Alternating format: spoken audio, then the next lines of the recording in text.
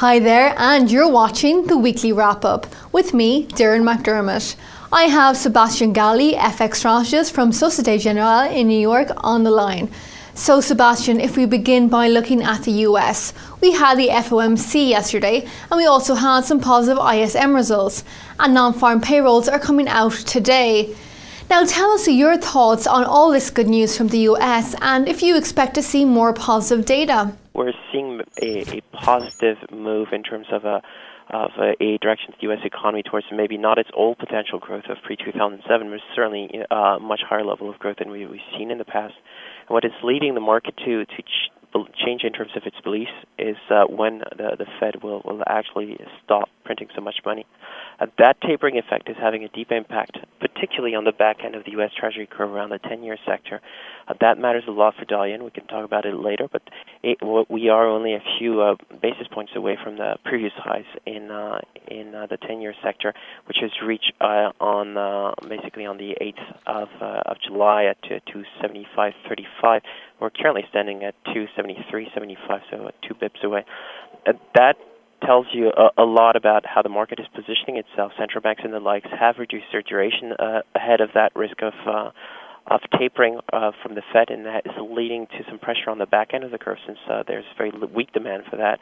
The Fed can do very little about it, except eventually if it needs to completely modify its program. What it can do is to control the front end of the curve, so the 2-year sectors and below, because that's deeply and almost uniquely controlled by the Fed because it's based on expectations there, whereas in the back end of the curve you have an extra premium in this case because the Fed is not doing what you like. And that they could control. So what we're seeing is an extreme degree of steepness in the U.S. Treasury curve. That's great for Japanese life insurers because they can capture that steepness, hedge away the FX risk, and capture the premium that you need. So there is some demand for the back end of the U.S. Treasury curve, but it's far weaker than what we've seen in past cycles. But it does correlate to some extent with a rising Dalian, so that's a great story from our point of view. In the case of euro dollar, because of the front end of the curve is better controlled by the Fed, and the Fed has been doing whatever it can to reduce the pressures. The outcome has been a fairly weak dollar, which is but weak dollar versus the euros. And in the case of the ECB, they've been reacting to what the Fed has been doing and trying also to calm interest rates expectations. And I'm afraid to say that the Fed is actually winning that game. So we will have a little bit later in the day a non-farm payroll at 8:30 local time here, and that probably will tell us again that the U.S. economy is doing well. And that, while it may help the dollar yen, it will probably have a much lower impact on euro dollar.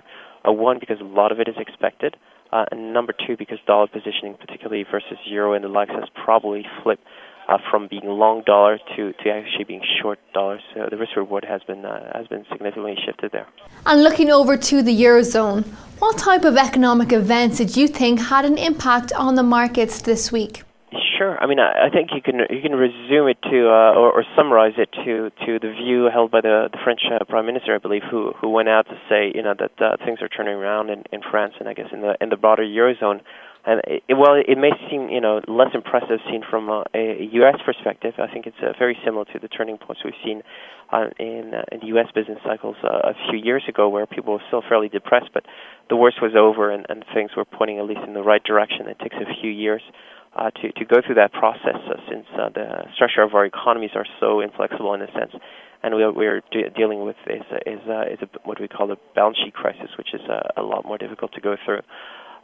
So they're turning around the Eurozone. Is it positive for the euro?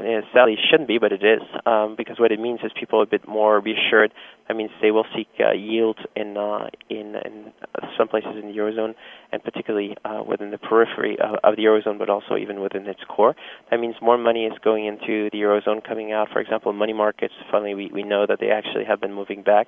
And that process of more inflows or portfolio inflows into the Eurozone means that the euro is better bid than it ever should be, in the sense that it should be a much weaker currency than the current levels that it has. It's actually operating just slightly below fair value, which is probably around 133 in the likes, or maybe 134.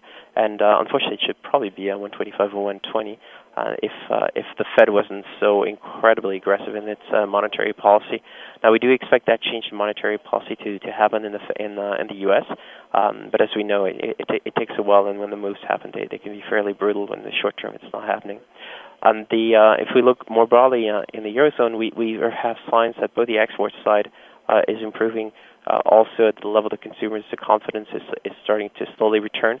And one shouldn't forget the essential part of Europe, which is that they've had absolutely horrible weather. Now they're enjoying an absolutely beautiful summer, which I can only be jealous of. And I think that matters a lot to psychology. And the Bank of England left interest rates and its programme of money printing at the current level of 375 billion.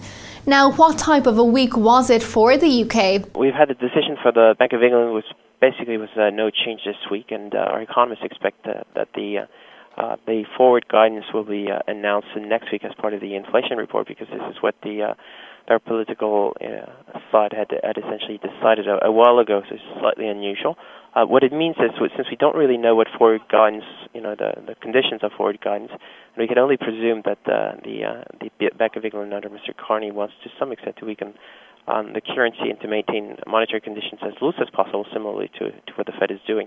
That this is not really great news for sterling. Now, there's a difference between the currency we can do in the short term and the longer term story. The longer term story is a great one for the UK. It's starting to turn around in the right direction. And that probably means that it's more of an equity story than an FX story at this point in time, since you have elements of a cyclical upturn in what was a very weak manufacturing sector. You have a lot of money being eventually pumped back into the housing sector, which is a strange way to manage an economy, but typically is seen as a good thing. And it's just going slightly and steadily in the right direction. They've cleaned out their balance sheet much faster than anybody else.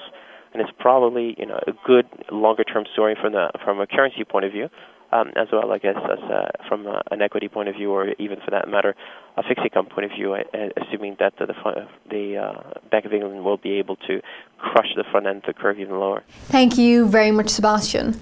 Well, viewers, have a great weekend and tune back in on Monday. Goodbye for now.